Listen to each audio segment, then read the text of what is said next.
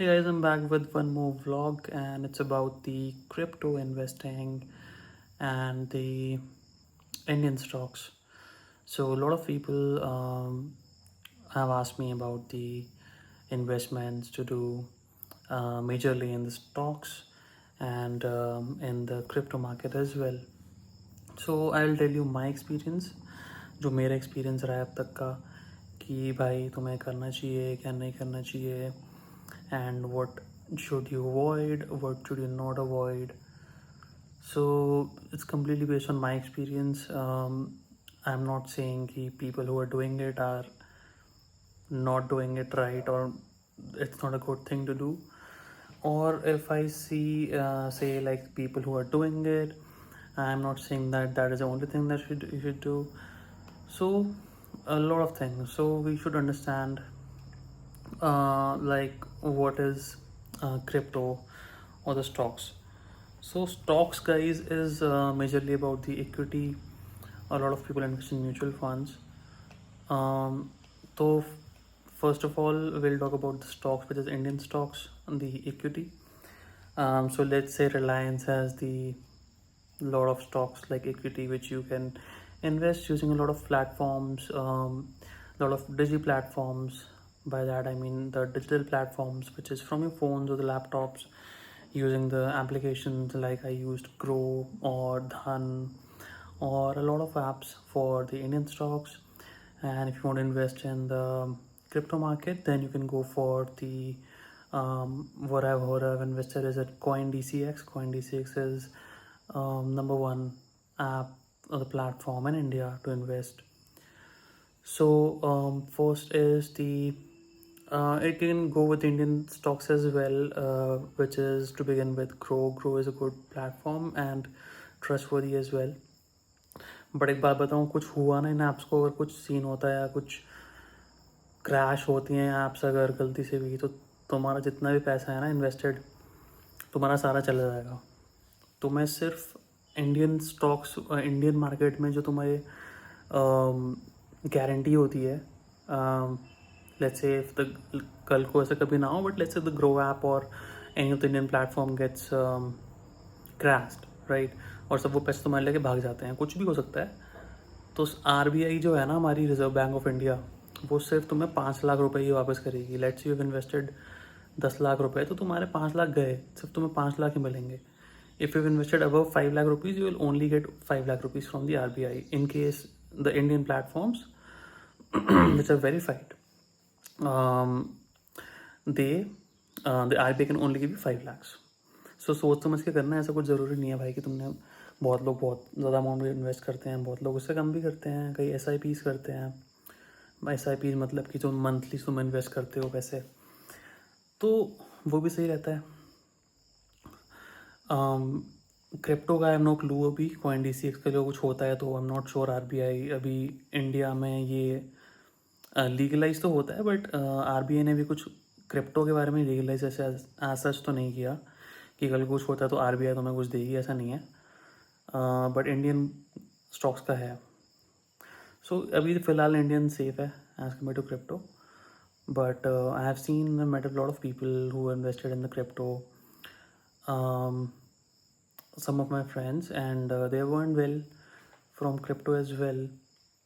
So अगर तुम पूछो कि क्या करना चाहिए भाई, बहुत लोग पूछते हैं भाई किस में इन्वेस्ट करूँ, कौन सा शेयर खरीदूँ, क्या करूँ. भाई वो सब चीज़ें तुम्हारी रिसर्च पे होती हैं.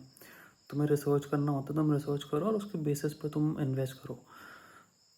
किसी के बोलने पे कभी भी इन्वेस्ट मत करो. या तो तुम्हें करना ही है, तुम्हें खुद से करना है, तो तुम सीखो पहले चीज़ें होती क्या हैं, कैसे होती हैं, क्या होती हैं, how does the market run and what is the graph reading. इस सब के कोर्सेज होते हैं, प्रॉपर ट्रेनिंग्स होती हैं इनकी, 3-3 महीने की, 4-4 महीने की, 6-6 महीने की ट्रेनिंग्स होती हैं.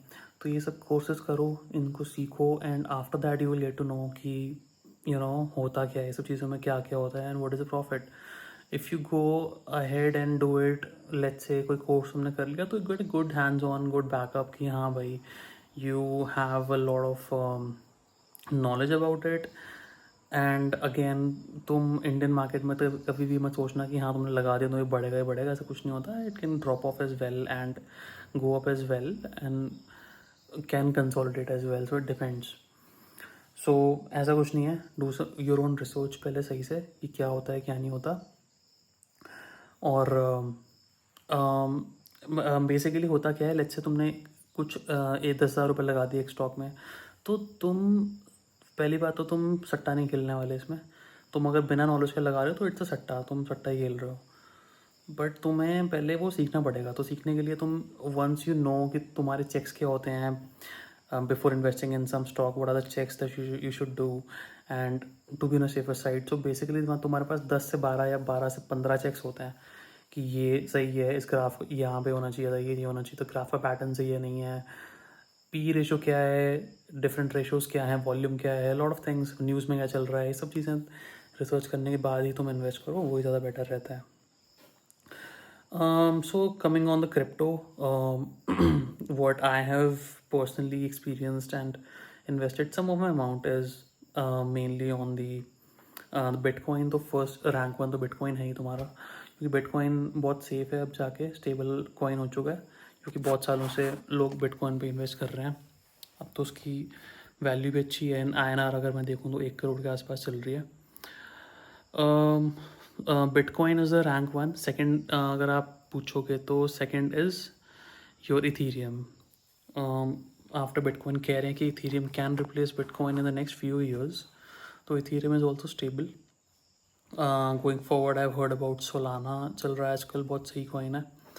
Solana is good. Then comes the BNB and यही 4-5 मैंने देखे हैं टॉप 5 कॉइन्स जो चल रहे हैं. तो to invest your hard-earned money, your some percentage of salary in these platforms, you should know how to balance these things, how to balance your portfolio. No, don't go all in one. That is a very bad approach.